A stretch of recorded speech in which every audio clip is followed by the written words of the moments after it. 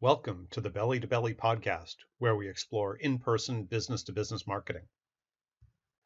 This episode is brought to you by Meet, the company that helps international companies exhibit at US trade shows. Check them out at meetroi.com. Hi there, Bill Kenny here, and it's a pleasure to be with you today on the Going Global How Hub. I wanted to take a moment before I switch over to my slides to just introduce myself, introduce our company, so you have a little bit of context for uh, our comments, or my comments, I should say. So our company is called Meet, and we help international companies uh, exhibit at US trade shows. So we help them get early traction and scale quickly. And our customers kind of come in two different flavors, ones that do not yet have a US presence, and we actually established that presence. We are their first business development oriented or sales development oriented employees in the US. And then the others already have existing offices, and we act as a force multiplier or an amplifier to their US growth. And so we've learned quite a bit. I used to run some trade shows and seen sort of the good, the bad, and the ugly. And we've learned some really fantastic techniques for both getting early and quick traction and then building a platform from which to scale quickly. And again, our specialty is all with B2B companies. So that's really the context for what I'm going to be talking about. So in any event, it is, again, a pleasure to be with you. I'm going to go off screen now, put up some slides, and share some ideas with you. And hopefully you get a lot out of it. I am absolutely looking forward to seeing you all in November 18th and 19th at the Going Global event as well. And so in any event, let me hop off now and put some slides up. Okay, so here we are. Again, the topic is Scale Now, Entering New Markets and Gaining Fast Traction. So we see so much frustration in terms of market entry. Our specialty is the US. The techniques we're going to talk about really are indifferent to market. They should work anywhere that you're going. So if you're going from the UK to Europe, or to Asia, or Asia to the UK, or into South America or Africa or wherever, all these techniques should be indifferent of geography. So the goal, and we really want to be goal-centered as we think about getting focused in terms of our market entry. It's a really key part, and a lot of what we're going to talk about tonight is about aligning our strategies. We see a lot of waste quite often with companies, and in terms of aligning sort of all of the various variables to the sort of the goal outcome. And for market entry companies, quite often, and really almost for any company, we don't have unlimited resources. We don't have unlimited time or money.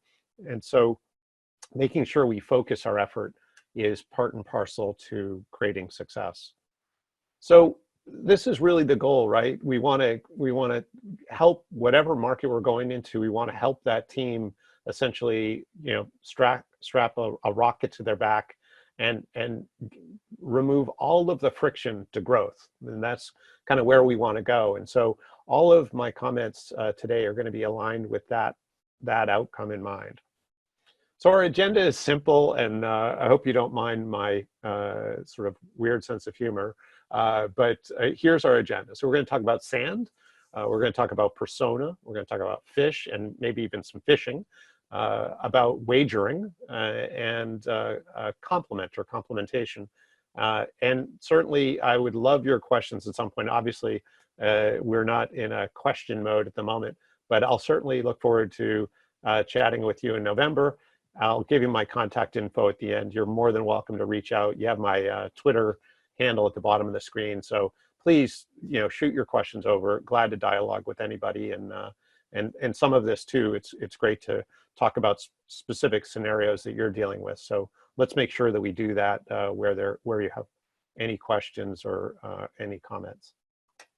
So when we think about market entry goals, and at the head here I say US, but any market entry goal, there are a couple of items we want to established. Number one is our goal is, and again, because we don't have unlimited resources or time, we want to quickly and efficiently build traction.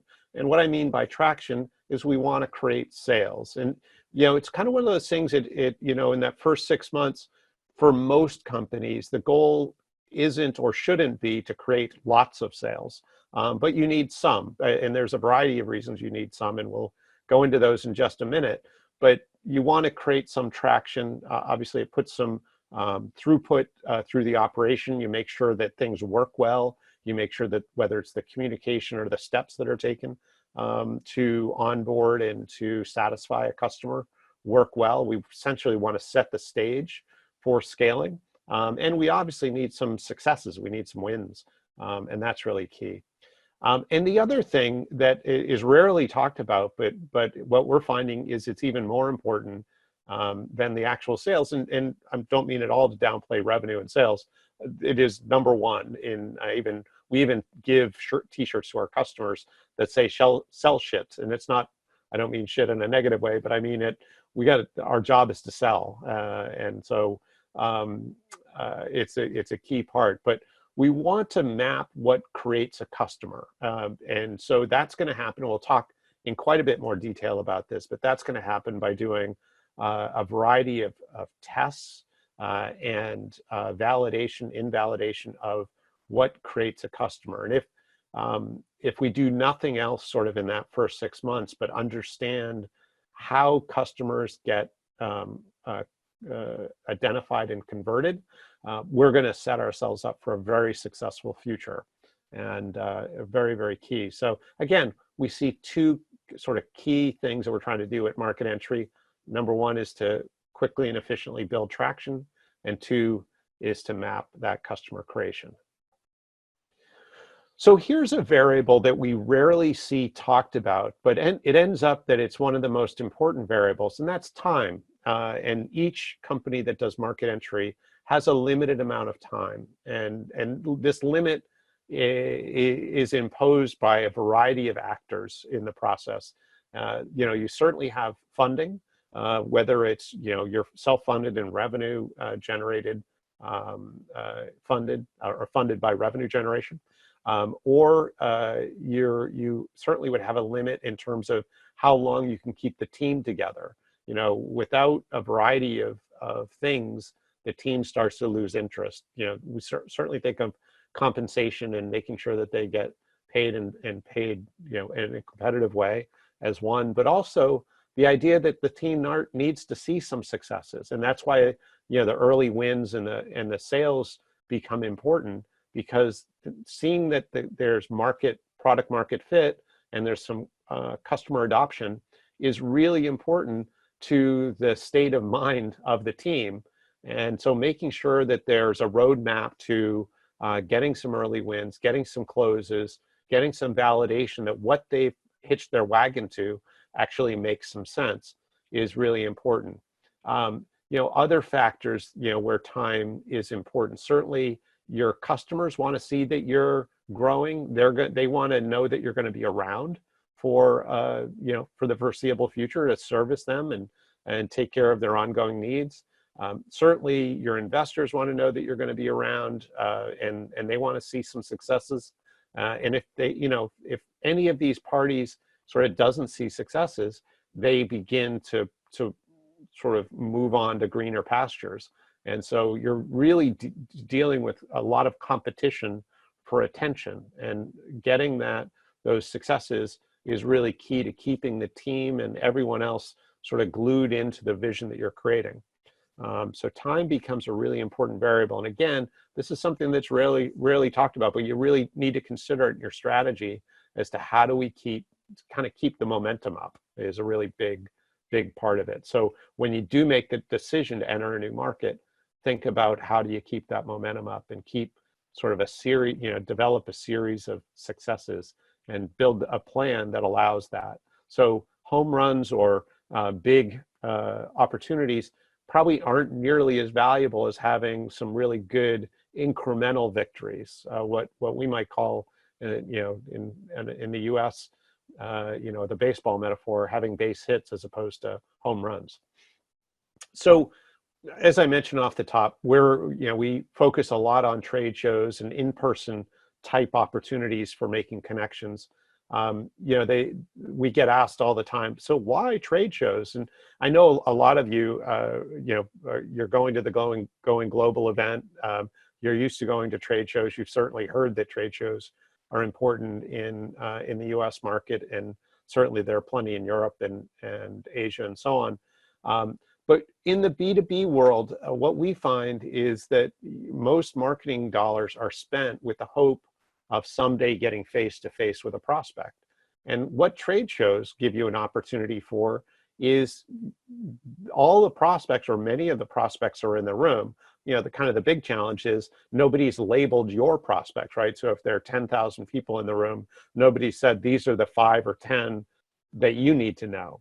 And we're going to use this term prospect more as we talk, and it probably makes sense that I just take a moment to define a prospect, because one of the hazards in our business is we tend to see the challenges that companies have. And so one of the challenges, really one of the bigger challenges we see, is that quite often companies' definition of their prospect creeps. In other words, they start maybe with some narrow definition, but over the period of months and years, they tend to begin expanding who that prospect is to a place where it's sort of everybody's a prospect, and ultimately you end up that ends up being very challenging from a sales and marketing standpoint.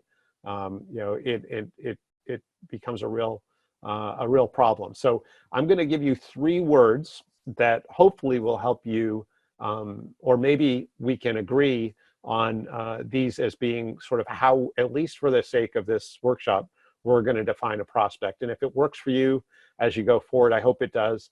That's great. Please steal it. So 3 words, very simple: need, money, now. And what I mean by that is, a prospect is a prospect if they have these 3 qualities. They have to have a need, they need to have money or a way to satisfy that need, and third is they need to be urgent or now. In other words, they need what you have or what you're offering in an urgent way, not next week, not next month, but they need it now. And so having a common definition for a prospect allows us then to begin moving forward and actually taking action as to how do we identify, engage, and acquire those prospects. Really kind of the key steps we want to deal with here. So one of the things that's used, and probably many of you are familiar with the term buyer persona. And so, yeah, we want to make sure we get focused and we take, and so this, it isn't any of our particular prospects, here on this webinar, but the idea is to share with you sort of a template, and if you just Google buyer persona, you'll see sort of an unreasonable amount of images and descriptions on what a buyer persona is. But essentially, it is a hypothetical view of who your target prospect is. And the more narrow it is, the more specific it is, the better you will do. And so you'll see there are a variety of things on here. The role of the person, certainly the type of industry they're in, what size company they are working for. But look at the details under goals and challenges. How does this person define success? What do they value? What are their biggest challenges? What are their biggest objections? So this gives you a sense of what's important to them. One thing that's not on here that I would highly recommend is learning what keeps them awake at night. What are the things that really, really bother them, that, or how they're incented? Do they have some type of an incentive in their job that would guide success for them? But those types of things are, it's really important to learn how people are motivated, and not just, their role and what they need, or what they perceive they need, but also how they're motivated. And that really can help, because that helps us give messaging that begins creating the dialogue. because we have to have the right value proposition or the right valid business reason for some kind of a conversation. So yeah, so again, the idea is to focus on a specific and narrow buyer persona. So this is where we're going to talk about fish or fishing. And so this was probably the one you were waiting for. It's clear you needed to know, what the heck is Bill talking about with fish? So here's the idea. And this is really where I think if this makes sense to you, your market entry will go much better. If this is something that makes sense and you do, I think it'll make tons of sense. And it's actually something that you can get your team on board with very easily. So the one thing, it's funny, people that fish actually are probably our best guides for how to figure out a marketing plan. So when somebody is considering going fishing, they're at their home and they're just thinking about it, they make three basic decisions. And actually, all three are interesting, but let's just focus on the first decision they make. The first decision they make is, what do I want to catch?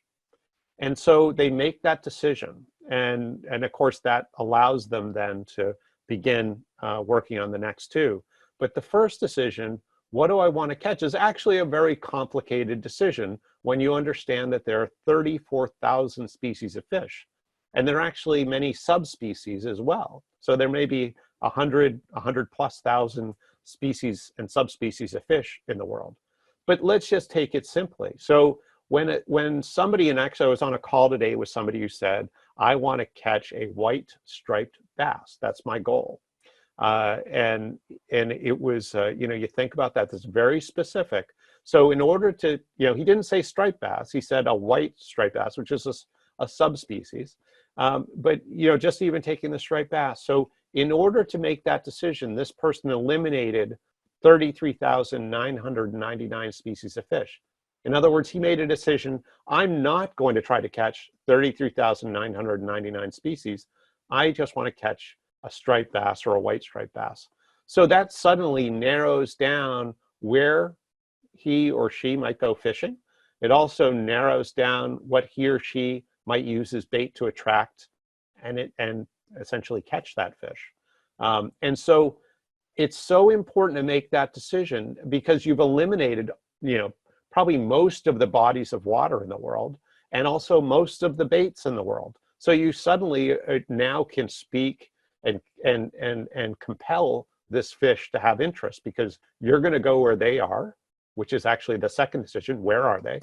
And you're going to put the right bait in the water to get their attention. And again, that's the third decision. So when we understand these decisions, it becomes much easier. But the fish, if we can eliminate all the non-prospects easy, it gets much easier. So somebody has to say, they have to satisfy that they have a need, they have money, and that they're urgent. So all of our marketing should be to identify those people that fit that qualification right now. And those should be our fish. And the more we can narrow in on who that is and get that buyer persona right, the more efficient and actually more productive our marketing and sales will be. So that's the challenge. Fish well. So the other, sort of that we talked about, or the next topic was around wagers and making, essentially betting. And what we see happen when people come into the US, and we certainly have heard stories about people entering other markets, is that they tend to make very big bets, right? And especially in the trade show world, we see people come in. In fact, I had another call with a different person today who talked about, oh yeah, we were working with a client and they're going to go to this, their industry's largest event in Las Vegas in November. And we see this all the time. So they're a market entry company. They're relatively small. So they're going to have, a 3 meter by 3 meter booth or something like that. And there'll be all these people with, 20 by 20 meter booths, and they'll look tiny, and they'll, be off in a corner somewhere. And ultimately that event's going to happen once a year. So they're going to, do whatever they do to try to attract attention, and they'll probably get lots of business cards, but it'll probably be much more like the average attendee than it is actually their their ideal target. So their follow-up will be ineffective because they're talking to people who probably don't have a need, don't have money, and aren't urgent, at least one of the three, if not all of the three. And so the challenge here is twofold. One is they won't sort of identify the right people from the event that would be meaningful for them. And two is they'll only, that's a test. Every time we go to market with something, it's a test. But the other problem is they won't have another test for another year, at least with this audience. And so that becomes really challenging because you're not going to enter a market very quickly if your testing is limited, sort of once a year. And so we need to find a way to solve that. And that is we want to make many small, much more small and local and frequent bets. And so in the US, as an example, every industry association, every group of buyers not only has these massive national and global events, but also they have regional, latewide, or region-based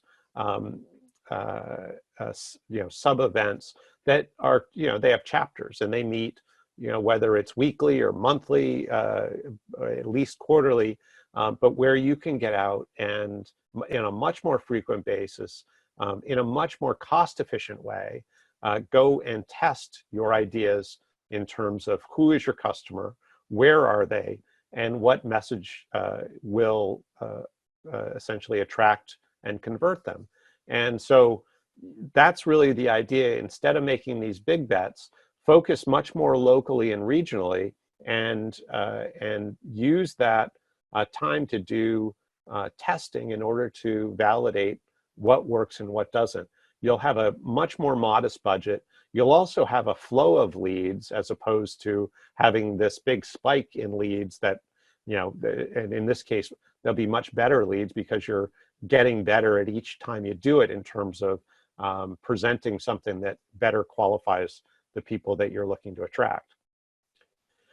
And that sort of leads us into A/B testing. So so the notion of A/B testing is where we go, we start with a hypothesis. In other words, we think this is our prospect and we map out buyer persona A, which we would call the control. And from that, we might make some edits and we say, well, it may not be a plant manager. It may actually be the IT manager, let's say, as an example. So we go and we do an event with plant managers, and we have a message that we think resonates with them, and then we go and we do an event, let's say, with the IT manager, and we have a message that we think resonates with them, and we measure which one does better. There are a variety of ways to do A/B testing. We've done it where at the same event, we've had a morning and an afternoon test, where the booth has some messaging in it in the morning, and while people are at lunch, we switch over to a different message. And there are all sorts of ways to do it. But ultimately, as you go through the weeks and months, and we usually see that it's about 6 months, but if you can do a test or two a week over 6 months, you're going to build a very good sense of what works. And again, we want to figure out who we should be targeting. We want to find the most efficient buyer for us in terms of getting our services into people's hands and implemented. And so early on we're looking, it may not be for the most valuable, but the most easy to convert is probably the best idea. And obviously it's got to be valuable in some way, but it doesn't have to be the whales. It definitely could be the more mid-size or even smaller accounts to begin testing our systems, testing our processes. And then we're obviously, when we're doing this, we're figuring out which venue or which groups are best for us. And then finally, of course, the messaging as well as being tested. So we're figuring out what calls to action, what value propositions, all that are going to work for us as we go forward. And as we get to the 4th, 5th, and 6th month, we're going to really be fine tuning that. But and just maybe to give you an overarching thought here, what we see happen quite often is when companies come into the US and into other countries, is quite often they'll hire, either move a sales rep from their home office into the new market, or they'll hire somebody in the new market. And essentially, day one, that person comes in and, there's some orientation that goes on. They get the keys to the office or the country, and whoever is orienting them, at the end of the day, waves and says, well, good luck to you, and let us know when you have a sale. And so, that's sort of analogous to hiring a driver, but then asking them to build a road. And it's a really challenging thing. And particularly, people who are good at sales typically aren't good at, and it's not, then they shouldn't be necessarily good at doing these marketing activities. And they're also, they're hunters, and you're asking them to do something much more operational, much more systemic, and it just doesn't work. And the problem is, even if they do get it to work, the next person's going to have to go through the exact same exercise, and the next person after that. So you're not really building a scalable model. And so, getting the road built first, and you start with a 1-lane road, and then you get a 2-lane, a 3-lane, and a 4-lane. Then you get the Autobahn, right? And so that that sales can happen, the same system can be used by 10, 20, 50, 100, hundreds of sales reps, so that you've really found out what creates a customer. And again, at the end of that, it's roughly 6 months, you get to that point where, all right, we know what creates a customer. Now we can begin adding people into the process, maybe add 5, sort of test these hypotheses, make sure that it translates. And then, obviously, then you can keep adding more once you sort of confirm those things. But you want to create a situation where it's very easy to navigate to the customer who you want to acquire, and to be able to essentially have that value proposition and call to action that works. So part of what you can do in testing, and this is really just to give you an idea, is one of the ways that we see companies using testing now, and that we help our clients with, is even in terms of making a decision in terms of where to locate. So we have customers all the time who are trying to figure out whether, and this is just showing the northeast of the US from Boston to New York, and maybe some locations they're thinking about, but you can fill in whatever locations that you're considering. And but the idea is to you identify whether it's you're trying to decide between 2, 3, 4, 5 markets, and just identify some of the local and regional events that are the organizations that represent your buyers, and get involved with them, invest in them, and go to events virtually or in person that allow you to test your hypotheses in terms of gaining the attention and interest of those prospects, and really measure sort of where your prospects are, and where your best prospects are. Certainly finding and establishing where you can get business is one important variable to deciding where to locate. It's not the only variable. Certainly there are many others, and it's sort of unique to each business, but you probably don't want to be too far away from where your early growth will come from. And it just certainly makes your system much more efficient. But again, you can identify those locations. This can be done remotely. It could be, there are all sorts of people who can help support you in any country in terms of doing this. So you can do these tests even before you finalize your decision, even to enter the market. You say, okay, if we can figure out which one of these work, then we'll begin investing in expansion here. So you can have some early customers even before you, sort of formally create that operation in a new country. So it can really precede that. It can de-risk this opportunity quite a bit too. So again, just some things to think about.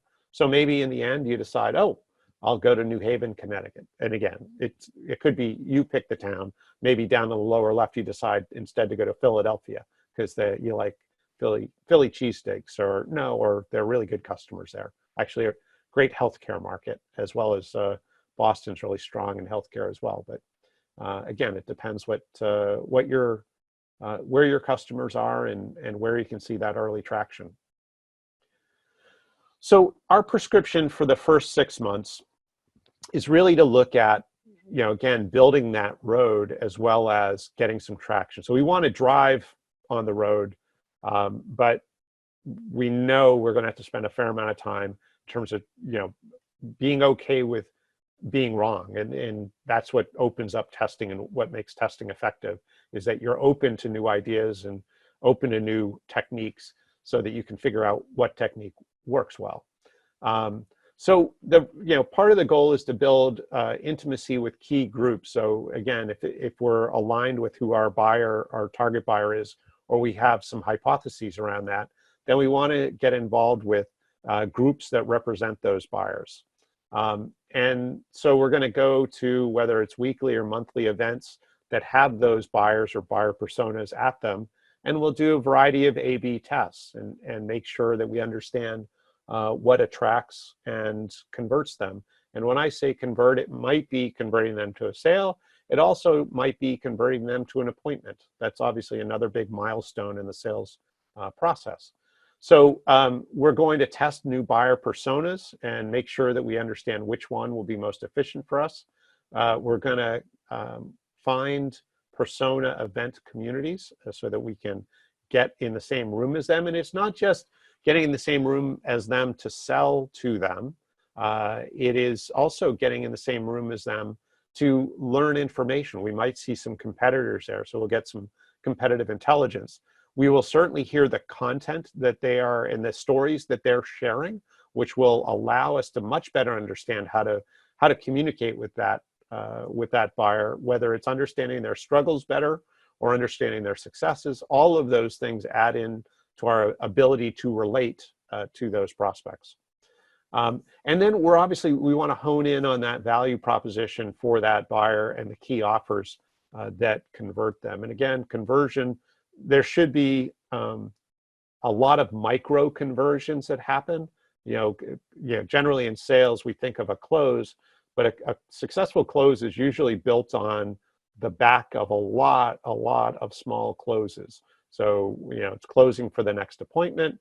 It's conditionally closing that, if we're able to come back with a proposal that satisfies what we just talked about today, is there any reason why you wouldn't say yes? That's a conditional close. It's supposing that we're going to come back with something that will satisfy you, but this is a way to both affirm that we're on the same page, and also to find out, gosh, if we're not, why should we bother putting that proposal together? Or is there something we need to address before we go and put that proposal together? So we want to make sure that our communication is really clear with these prospects as we're building these opportunities.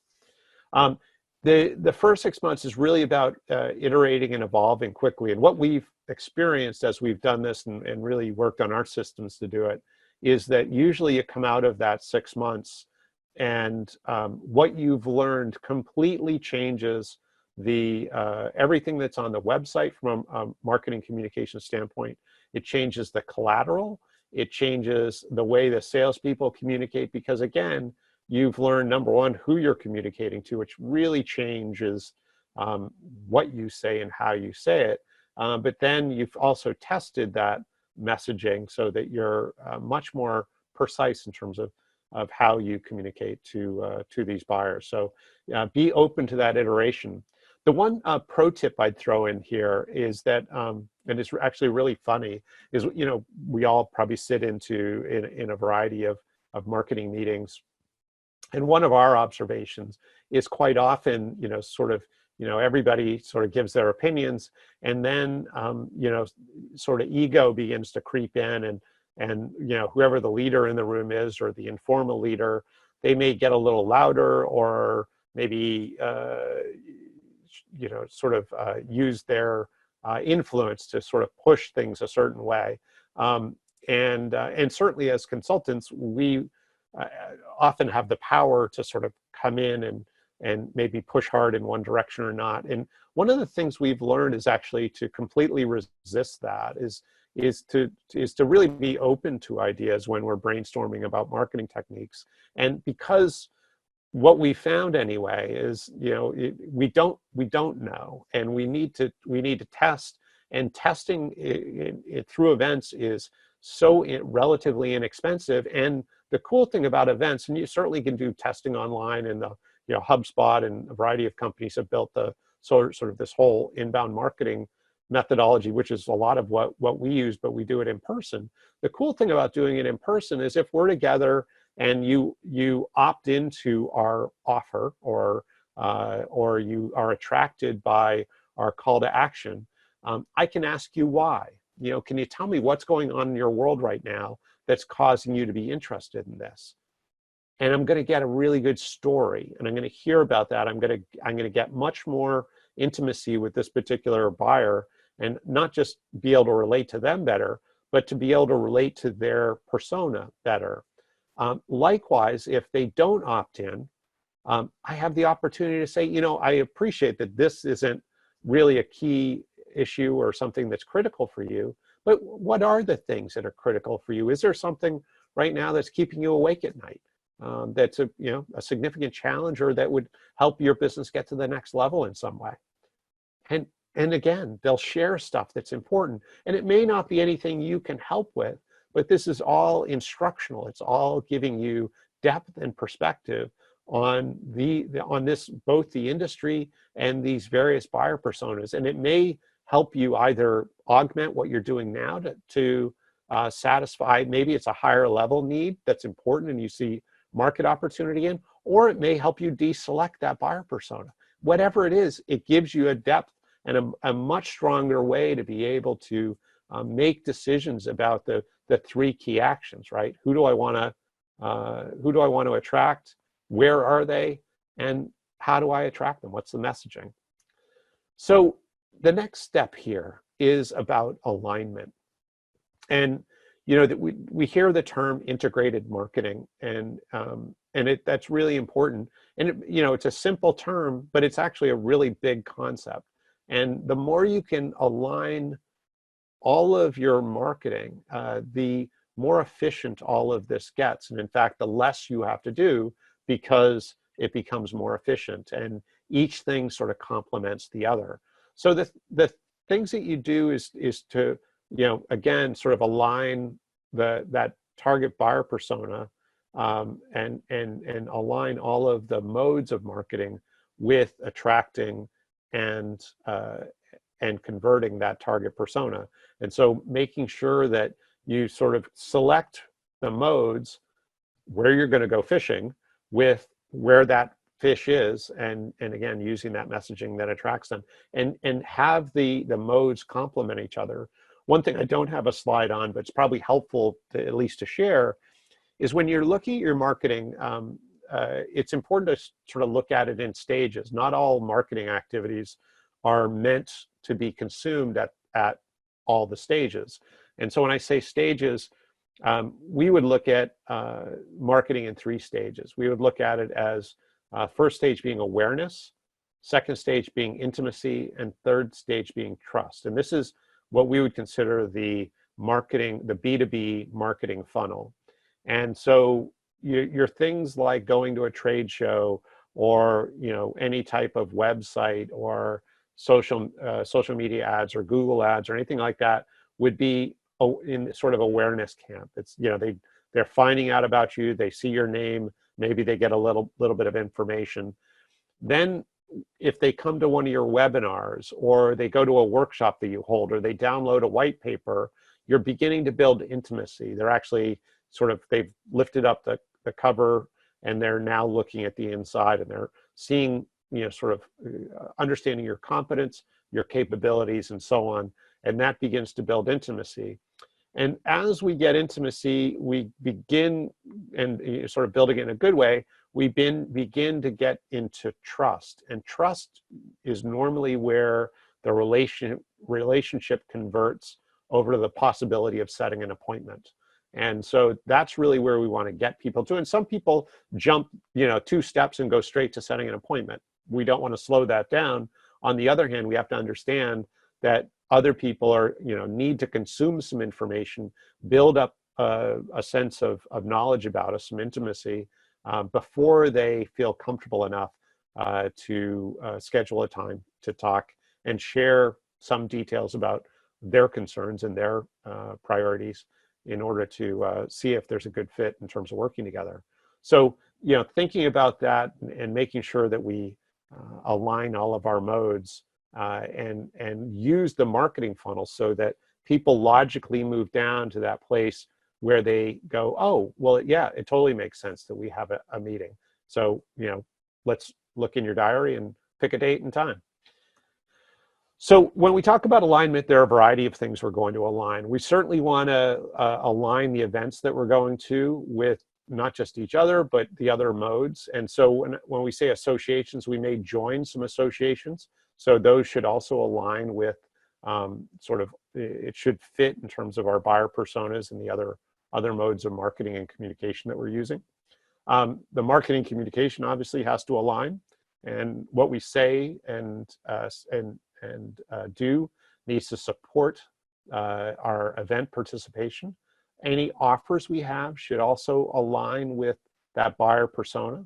The lead nurturing modes, maybe we have an e-newsletter, maybe we have webinars and so on. All of that should align. And ultimately, when you think about things like a webinar, a lot of our top of funnel type marketing activities should drive people to our webinars or similar assets like that, because those are generally, sort of second level, high trust building, or at least intimacy building activities that allow the customer to see more of us and build more of a relationship with us. So utilizing those lead nurturing modes is really important. And of course, where a lot of people are challenged is in the follow-up. So making sure we have, good lead handling and follow-up methodologies so that, we make sure that we have conversations and move forward the people who are truly prospects. In other words, have a need, have money, and are urgent. That's where we want to spend our time. And again, critical that we maintain a viable pipeline so that we have a high likelihood of closing at the pace in which we need to. When we look at communication, one thing, and it's funny, what did Winston Churchill say so many years ago? He said, between the UK and the US, he said, two countries divided by a common language or separated by a common language. And we certainly have experience at working with UK and actually even Australia and New Zealand, companies from New Zealand as well. And we share the language of English, which seems like it should be pretty easy, but there are so many nuances. And those of you that have done any cross-border between these countries know that there's a lot of subtlety to communication. And so making sure that you're attuned to that. And then obviously, if you're going to a country with a totally different language, that complication goes up even more. So making sure that you localize your communication, and localization, really has a couple of variables to it, right? There's a localizing for whatever language and region we're going into, but also localizing for that industry and making sure that we're speaking that industry's language. So, with law firms, if that's your target, they don't have customers, they have clients in the U.S. There are just so many different terminologies that have generally nothing to do with the local language or any of the regional stuff, but to do with the industry in that area. And so just making sure that you get some awareness of that. And obviously the terms around law in the UK are different. You have barristers and all sorts of different terms for that profession, as well as many others. So just making sure that we do that. And this could also mean, if you're going to trade shows, make sure you have a US address and a US phone number. And that's easy enough to acquire. There are companies here that, for as little as like $25 a month, you can get an address and set up a local phone number that either you have somebody answer locally or you have it forward to your home office. But it's really rare that people in the US and probably many other countries will do business with folks from overseas if they, if they don't feel that there's some investment into the local market and some, decent probability that this company will be in existence in, a few years. So I want to give you a bonus topic. I know this is pretty cool. Here we are, and we've done all this hopefully helpful content, but I'm going to give you something that we see as a huge challenge, and hopefully it's a tool that you're familiar with. So many of you have probably seen the business model canvas, and probably many of you have used it and probably used it well. When you're going to market entry, this tool actually becomes really helpful again. But one of the things that's challenging, I think it's challenging when we first learn about the tool, and it continues to be challenging when you enter new markets, is that, this diagram has, what does it have? There's 9 rectangles in it. And so it's presented in this way, which I think doesn't do any of us any favors. It's way too complicated. And it's essentially what 30 years ago was, a 50-page business plan boiled down to 1 page, which is great, and I love the simplicity. But it does create this sort of thought that it's really simple, and ultimately these don't all have the same level of priority, and they certainly don't when you're starting, and they don't when you're entering a new market. So here's our recommendation, is that you create your own version of the business model canvas. It just focuses on these 2 rectangles. What does your, the value proposition, so what does your customer gain or enjoy when the problem is solved? And then the customer segment, who has the problem? And so who are your customers? And there might be 1, 2, 3, 4 buyer personas that you are hypothesizing in this new market are going to be your best opportunities. And again, to refresh you on this, the business model canvas is about identifying and testing hypotheses. So we want to write down who are our possible customer segments in this new market, and then what value proposition do we believe is going to resonate with them. And as you enter, and this is exactly what we do when we get into the A/B testing, is we identify those hypotheses, we brainstorm on them with our customer, and then we begin a series of tests to validate and invalidate what we're assuming. And this is how we do it. And so it's, if you can use this business model canvas, but keep it sort of narrowed down to these 2, and you can satisfy these 2 items, then the rest really gets easy. The rest of it kind of fills in itself if you get these right. If you don't get these right, and you can't figure out, who your customer segment is and who your value proposition, or what the value proposition is that attracts and converts them, there's no reason to go on to the rest. The rest is really irrelevant if we can't sell something. And as I said off the top, we've got shirts that say "sell shit." If we can't sell shit, why bother with the rest? So you want to keep this very direct and simple. So that's our suggestion. Hopefully it's helpful for you. It works really, really well, and brings you back to being very aligned with creating really good outcomes.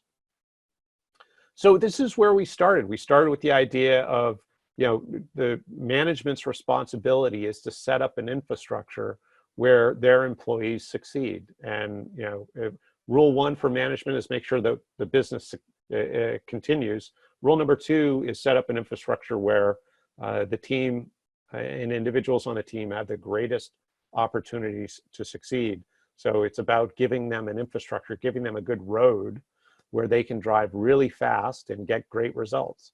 And when we do that, when we empower people in that way, then we're going to not just succeed, but have the possibility to succeed wildly and scale well and do all the things that we're hoping to do when we enter new markets.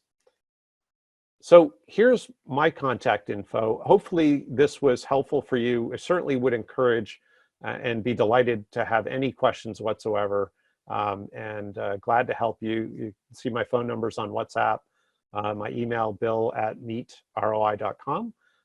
So again, would certainly look forward to chatting with you. And at the very least, please stop by our booth at Going Global in November, and certainly looking forward to seeing you there.